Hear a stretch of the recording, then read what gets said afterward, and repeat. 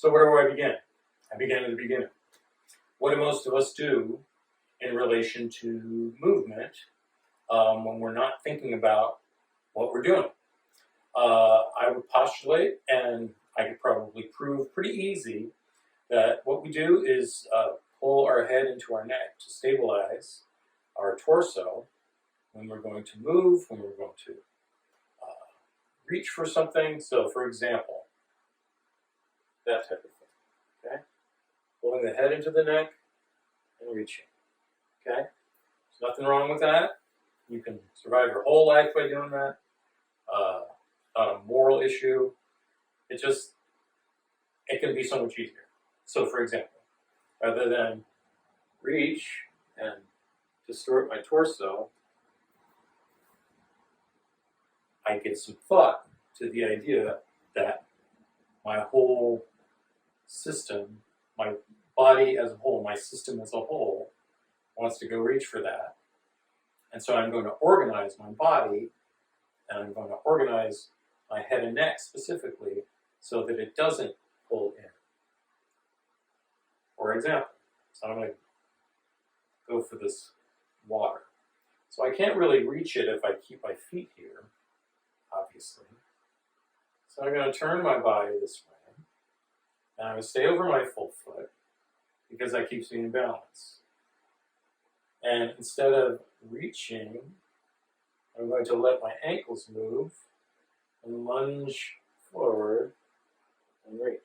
So notice, while I do this, the head, neck, and back are not going down.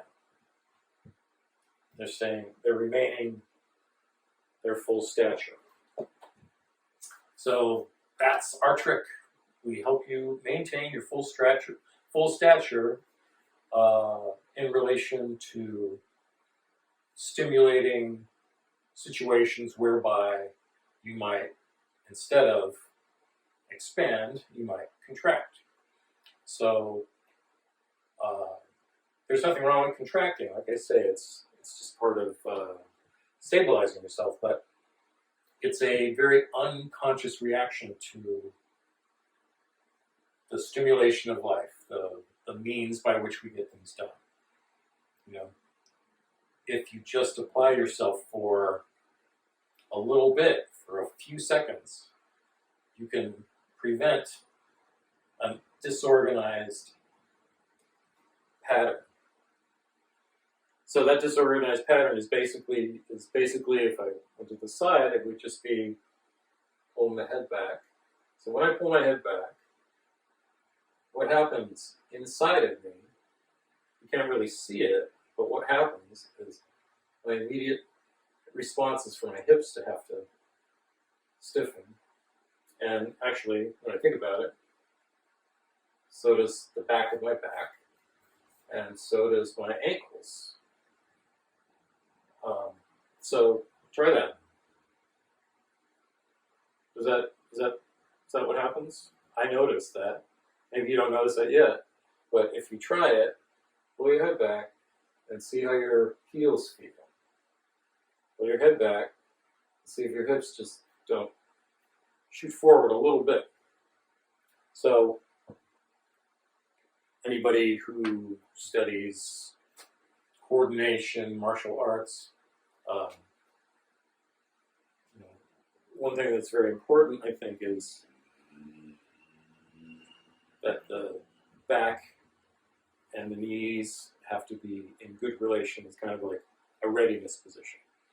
So, funnily enough, Alexander technique embraces the readiness position as what Alexander called the position of mechanical advantage. And so that's something like when football players getting ready to play football, quarterback ready for the ball, because it's letting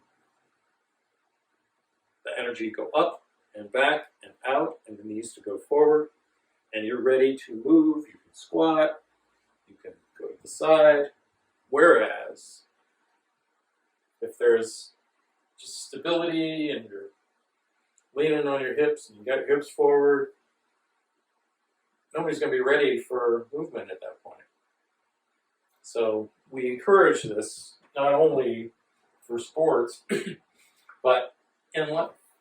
Lots of people have hip surgeries because they spend their life standing like this, or standing like this, or just tightening their whole leg area because they're pulling themselves down. So this is an initial sort of introduction to what we address. So addressing the ways in which we habitually move and carry ourselves unconsciously is sort of the first level of learning Alexander technique. Some people think it's the only level of learning Alexander technique. Me, I think very different. I think that beyond our habitual way of moving, we have a habitual way of reacting. And we react in our mind, and we react in society with other people, strangers, friends, colleagues. We react to our own thoughts. So these are big essences in life. And when you don't think about what you are doing, you get what you get. But when you do think about what you're doing, you get what you want. I just made that up. So I got more. I got plenty more. Find this helpful? Give me a thumbs up. And if you want to subscribe and get a notification for my next video, that's how we do it these days. Thank you for watching. If you got this far. And more on the way.